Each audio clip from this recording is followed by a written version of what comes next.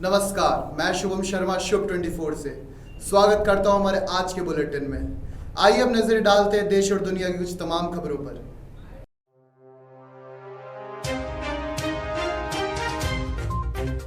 तालिबान ने दिखाया असली चेहरा, तालिबान के हाथ नहीं लगा पैसा। सामने आया तालिबान का खूंखार चेहरा।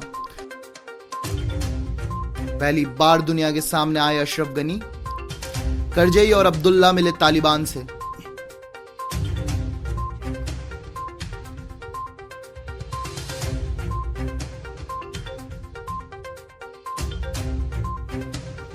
तालिबान के खिलाफ सड़कों पर उतरी जनता।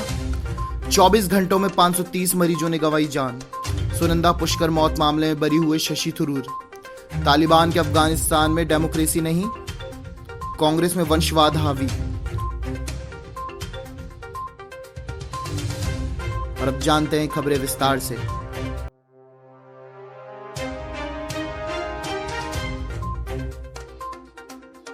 काबुल पर कब्जे के बाद तालिबान ने भारत से सभी तरह के आयात निर्यात रोक दिए हैं। भारतीय निर्यात संगठन संघ FIEO के महानिदेशक डॉक्टर अजय साय ने बुधवार को समाचार एजेंसी ANI से बातचीत में ये जानकारी दी। उन्होंने बताया कि तालिबान ने पाकिस्तान के ट्रांजिट मार्ग से मॉल की ढुलाई बंद कर दी है। इससे मुल्क में भारत से सामान की आवाजाही रुक गई है। बंदूक और हिंसा के बल पर अफगानिस्तान पर कब्जा जमाकर गदगद दिखा रहे तालिबान को अब झटका लगना शुरू हो गया है। भले ही 20 साल बाद तालिबान की अफगानिस्तान में वापसी हो गई है, मगर फिलहाल वह कंगाल ही बना रहेगा। अमेरिका द्वारा 706 अरब रुपए की संपत्ति फ्रीज किए जाने के बाद आतंकी संगठन तालिबान को एक और झटका लगा है। IEMF यानी अंतर्राष्ट्रीय मुद्रा कोष में तालिबान के अफगानिस्तान को अपने संसाधनों के इस्तेमाल पर रोक लगा दी है। अफगानिस्तान में तालिबान के कब्जा कर लेने के बाद से जुल्म का दौर शुरू हो चुका है। अपने ही देश में लोग डर डर कर रह रहे हैं। भले ही तालिबान ने कहा कि वो अब बदल गया है और उसने सबको माफ कर दिया है, या महिलाओं के लिए उसकी सोच बदल गई है, इस पर भरोसा नहीं किया जा सकता है। तालिबान अब भी उसी तरह लोगों पर जुल्म कर रहा है। अफगानिस्तान के जलालाबाद में बुधवार को प्रदर्शन कर रहे लोगों पर तालिबान के लड़ाकों ने गोलियां चला दी, जिसके बाद 3 लोगों की मौत हो गई।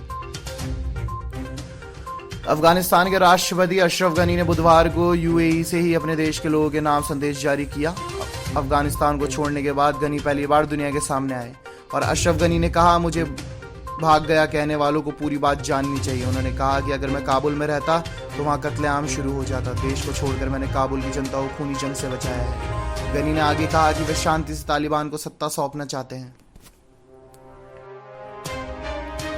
अफगानिस्तान के पूर्व राष्ट्रपति हामिद करजई और अब्दुल्ला की तालिबान की नेताओं के साथ मुलाकात हुई है। इस देश में तालिबान द्वारा एक नई सरकार बनाने की प्रक्रिया की शुरुआत के रूप में देखा जा रहा है। दोनों अफगान नेताओं की मुलाकात तालिबान नेता अनस हक्कानी से हुई। अनस हक्कानी नेटवर्क के सरगना सिराजुद्दीन हक्कानी के भाई हैं। वो आतंकवाद के आरोप में जेल की सजा भी काट चुके हैं। उनके हक्कानी नेटवर्क को अमेरिका ने एक आतंकवादी संगठन घोषित किया हुआ है। तालिबान का कब्जा होने के बाद अफगानिस्तान में पहली बार आम जनता ने सड़क पर उतरकर प्रदर्शन किया। खबर है कि इस दौरान जलालाबाद में तालिबान के लड़ाकों ने कम से कम 3 प्रदर्शनकारियों को गोली मारकर हत्या कर दी। राजधानी काबुल पर कब्जा करने के बाद देश में तालिबान के खिलाफ पहली बार विरोध प्रदर्शन हुए थे। इस दौरान कई शहरों में सड़कों पर आम नागरिक अफगानिस्तान का झंडा लहराते हुए नारे लगा रहे हैं। भारत में कोरोना वायरस संक्रमण से एक बार फिर मौतों का ग्राफ बढ़ा है। स्वास्थ्य मंत्रालय की तरफ से जारी आंकड़ों के अनुसार बीते 24 घंटों में कोरोना वायरस संक्रमण के 36,401 नए मरीज मिले हैं, जबकि इस दौरान 530 मरीजों की मौत हुई है। अच्छी खबर है कि एक दिन में 39,157 मरीज स्वस्थ भी हुए हैं। नए आंकड़ों को मिलाकर कोविड-19 का शिकार मरीजों की कुल संख्या 3,23,22,058 पर पहुंच गई है। वहीं महामारी में अब तक 4,33,049 मरीज जान गंवा चुके हैं। देश में फिलहाल 3,64,129 संक्रमितों का इलाज जारी है। दिल्ली की एक अदालत ने शशि थरूर को उनकी पत्नी सुनंदा पुष्कर के यहां एक होटल में हुई मौत के मामले में बुधवार को आरोप मुक्त कर दिया। अफगानिस्तान में तालिबान की नई सरकार के स्वरूप को लेकर दुनिया भर की निगाहें लगी हुई है। इस बीच समाचार एजेंसी रॉयटर्स ने रिपोर्ट की है कि लोकतंत्र नहीं होगा, शासन के लिए एक काउंसिल बनाई जाएगी। तालिबान के सुप्रीम कमांडर हैबतुल्लाह की हैसियत देश में लगभग राष्ट्रपति जैसी ही होगी।